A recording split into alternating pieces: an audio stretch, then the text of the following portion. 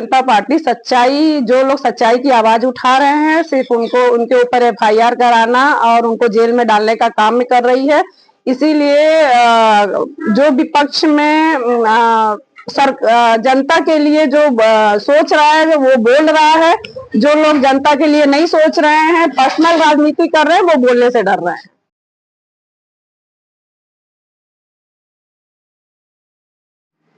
वंदना जी, Bharatiya Janata party ने महिला को मुख्यमंत्री बनाया है जी। पहली ऐसी महिला है जो मुख्यमंत्री बनी हुई है, कैसे देखती हैं? इसके लिए भारतीय जनता पार्टी का बहुत बहुत आभार कि उन्होंने मातृशक्ति को आगे किया और इसके पहले वो राष्ट्रपति भी मातृशक्ति को बनाए, उसके बाद उन्होंने दिल्ली के मंत्री भी मातृशक्ति को बनाए।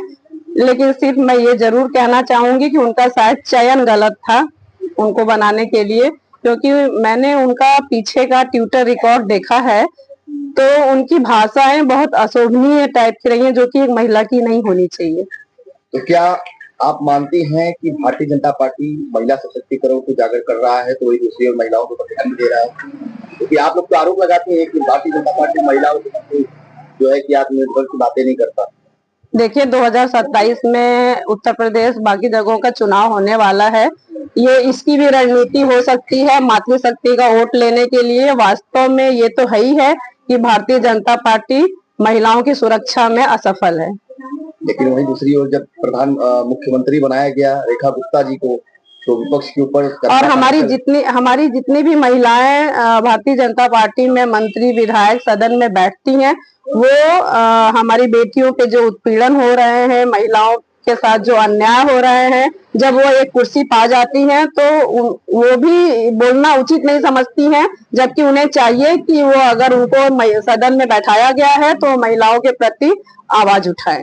यमुना को साफ कराने की तैयारी चालू हो गई। इतने सालों से केजरीवाल की सरकार थी, उसको अब साफ कराया जा रहा है, उसको कैसे? यहाँ भी तो गंगा जी को साफ कराया जा रहा था। हमारी गंगा माता कितनी साफ हुई हैं ये बताइए। वैसे ही राजनीति है, यमुना जी को भी अब उनको दिखाना है, कुछ तो काम करके दिखाना है और विपक्ष को नीचा दिखाना है, वही वो कर रहे हैं। काशी को क्योटो बना दिया प्रधानमंत्री ने और आप कह रही हैं कि काशी के घाट नहीं सफाई करा पा रहे हैं। 84 घाट पूरे साफ हो गए, एकदम सुंदर दिख रहे हैं। वो तो आपको भी दिखाई दे रहा होगा कि काशी कितना क्योटो बन गया है। रोपवे भी अब बहुत जल्द शुरुआत होने वाला है, इस प्रोजेक्ट को कैसे देख रही है? उस पे तो सुप्रीम कोर्ट ने रोक लगा दिया है। अच्छा, महाकुंभ चल रहा था, महाकुंभ में तमाम टीका टिप्पणी विपक्ष की तरफ से, आपकी पार्टी की तरफ से किया गया। आप गई महाकुंभ? बिल्कुल गए। कैसा रहा व्यवस्था? देखिए, व्यवस्था तो अच्छी उसको नहीं कह सकते हैं, इसलिए भी नहीं कह सकते हैं कि कुंभ तो हमेशा से सदियों से कुंभ, महाकुंभ, अर्धकुंभ होता ही है और लोग जाके श्रद्धा का स्नान संगम में गंगा माता, जमुना जी, सरस्वती माता में करते ही हैं। इस बार अपनी राजनीति चमकाने के लिए इन लोगों ने इतना प्रचार प्रसार किया कि जरूरत से ज्यादा जनता एक साथ वहां पे संगम में डुबकी लगाने गई कि कितनी भगदड़ हुई। जैसे होता है ना कि इतना ज्यादा प्रचार की इस चीज को कि 144 साल बाद, तिथियां तो हमेशा अलग अलग ही आती है ना, जब भी कुंभ लगता है तो वो एक तिथि में ही लगता है, वो तिथि उतने साल बाद आती ही होगी। और हमको जहां तक लगता है कि हर बार कुंभ आता है, लेकिन ये सरकार इतना प्रचार अपने लिए, अपनी राजनीति के लिए इतना प्रचार कर दी कि उनके प्रचार का नतीजा है कि ये भगदड़ हुई और हमारी इतनी जनता की जान चली गई। तो उसको व्यवस्था सही नहीं कह सकते कि उन्होंने व्यवस्था सही अपने तरफ से उन्होंने की थी, लेकिन ये भगदड़ उनके प्रचार प्रसार का नतीजा है। धाम के पिता वीरेंद्र शास्त्री कह रहे हैं कि मोक्ष की प्राप्ति हुई है जो लोग मरे, तो हम भी ये उनको कहते हैं कि अगर उन्हें भी मोक्ष पाना है, सभी का ये अरमान होता है कि हमको मोक्ष मिले मरने के बाद, तो वो आए और उसमें समर्पण गंगा माता में खुद को कर दे, उनको भी मोक्ष मिल जाएगा।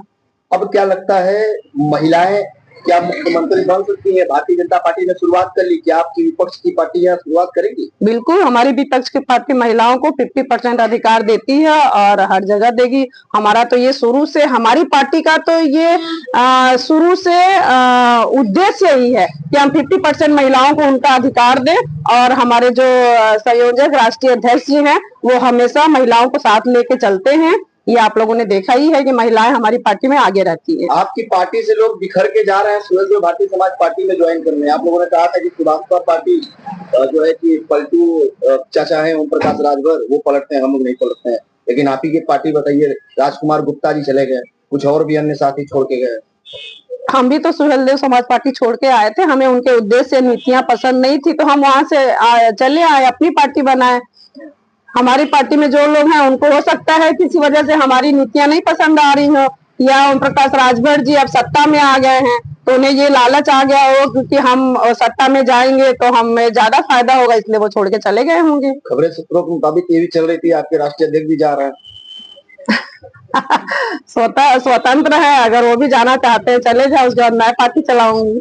क्या आप कभी रुझान है किसी पार्टी में विलय होने का? बिल्कुल नहीं। कौन सी पार्टी में रहेंगे आप? मैं जो पार्टी हम लोग मिलकर के बनाए हैं, हम लोग हमेशा उसी पार्टी में रहेंगे और अपने मुद्दों को लेकर के चलेंगे। ये आप आगे चल के देख लीजिएगा। राष्ट्रीय अध्यक्ष अगर चले जाते हैं तो आपका क्या रुझान रहेगा? मैं नेशनल इक्वल पार्टी ही हमेशा लेकर के चलूंगी। National equal party? बिल्कुल।